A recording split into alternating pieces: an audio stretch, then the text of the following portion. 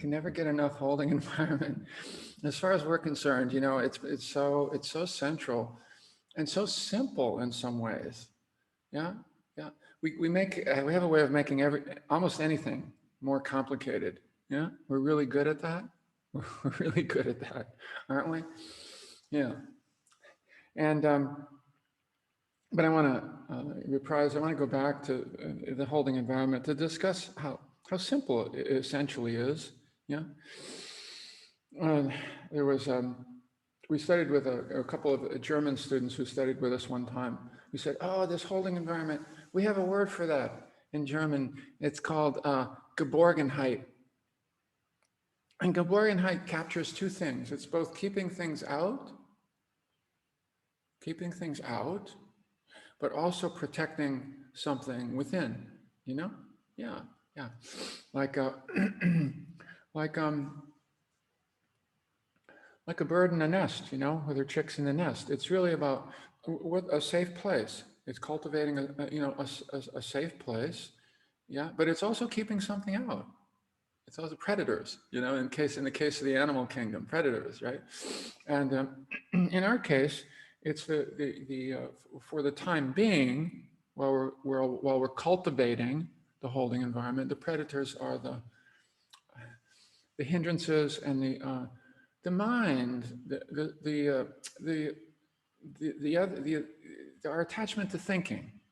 You know, we'd rather think. We'd rather be somewhere else that is familiar to us, that will pull us away. It's almost as if it's pulling us away, right? We have a sticky attachment to thinking in one way or another. We take refuge in thinking, is the truth.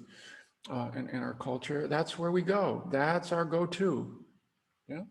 So as we're cultivating the holding environment, we're always being pulled. We're always being distracted, pulled away, scattered. Yeah, yeah. And the creating, the cultivating, the nurturing of an inner holding environment, of course, as you have heard us say many times, is not just a matter of dragging the mind back to the breath. Oh yeah, oh it goes, come back here. Oh, come back here. I did that for a very long time. I know how we can do that. It can be very kind of rote, very kind of dry. You've heard me say this. Sometimes coming back to the breath, if it doesn't, coming back to the breath can be like returning to watch the second hand of a clock go around. Just like, I can do it for a little while, but why? First of all, just why? Why am I doing it? And it's boring, right? Yeah. There's a lot of reasons why we don't stay with the breath. It's not interesting. We haven't made it interesting. We haven't made this whole project interesting. We don't fully see the point of it. We don't fully see the purpose of it, and we don't fully see the art project that this is, the fully engaging art project that this is. Do you know? It is. There's so many elements to creating it, to cultivating it. It's in constant motion. It's constantly kind of falling apart. It's like a crystalline structure that's subject to fragmentation. If we squeeze it too much, if we bring too much energy to it, it creates tension. And the mind wants to fly away because it's creating too much tension. If we don't bring enough energy to it, I'm just going to lovely drift, just a lovely kind of cognitive drift into some kind of fantasy or story. It might be a lovely story sometimes, yeah. So it's the right, what is that right amount of energy? What is the right amount of energy? And it's not just energy. Where's the heart? You know, we've got to get some heart in there. We've got to imagine. You've heard us use these metaphors. These metaphors can help us, you know. I love the metaphor of every time the mind wanders away, right? It's like a bird building its nest, and it's flying away. And when I notice that the mind has wandered, I imagine, oh, and I notice it, I go, oh yeah, okay, I know what. I'm here to get another twig to bring back to the nest. And then I bring the mind back as if I got a twig. I'm like, building the nest for my chicks, right? For my baby birds. I mean, okay, but that brings just that metaphor, I smile when I say it because it brings that. It brings that kind of cuteness and tenderness to this, that it's not just some technique. Okay, mind's wandering, come back. Mind's wandering, come back. What the heck are we doing with that? That's not sustaining. It's not sustaining. No wonder I can't stay here. Yeah, Yeah. And yet the heart too flips away, slides away all the time while we're doing this. It's all sliding away. First, we need to know what the elements are. Heart, good metaphor. Reminders of what this really is.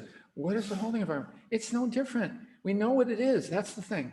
We know what it is in our lives in different ways. We just don't know how to import that and bring it in here.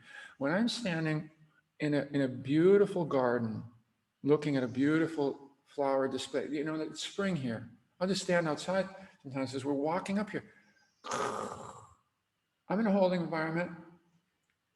Just stop for 1 minute. This is what it is. This is what this is what it is? Yeah, this is what it is. When I look at a sunset, I don't have to keep myself there. I don't have to stop myself from planning dinner or having some other fantasy. Just like, oh.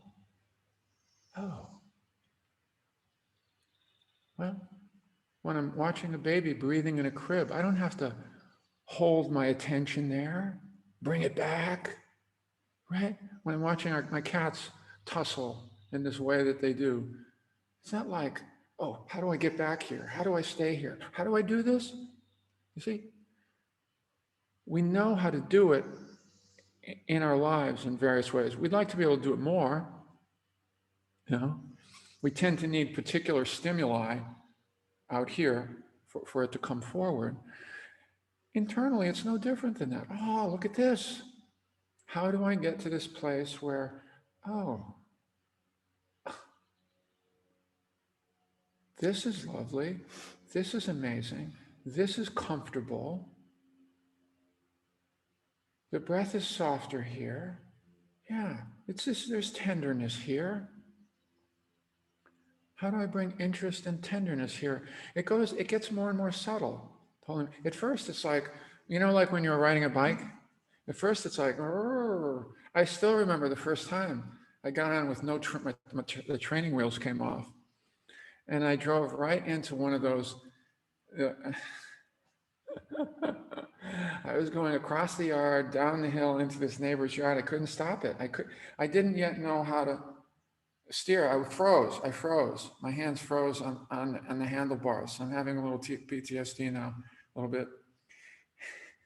And I drove right into this. Remember those iron T-shaped, I'll date myself here, these T-shaped clotheslines that used to be in yards? No helmet. I survived. Well, then we get a little bit better, but it still takes way too much energy. We're still kind of squeezing the handlebars, but we're kind of getting it. And then at a certain point, it's like, it's almost just a slight, there's still some attention to it, but very little. But still has to have some presence. It needs to be some presence there. I mean, eventually I might be able to go look mono hands, but that's way down the road. Right? It's kind of like that with the holding environment. The sooner you see it as this really cool art project. I used to watch Susan make pots. you know, on the potting wheel and shaping. And, you know, some of them take full attention and just so, and very subtle, and sometimes a little more carving, sometimes something, a little more energy is necessary. So just the delicacy of it, the delicacy of this, you know, it's really quite delicate. This being human, there's so much delicacy in here. And we're simply trying to create this lovely landing pad. First of all, so that when the mind wanders, there's something lovely to return to, a really cool project that I'm in the midst of. Yeah, yeah. And it's going to be also a platform that, that's going to help me relate to more of what's going on. Yeah, later. Yeah, later. Yeah.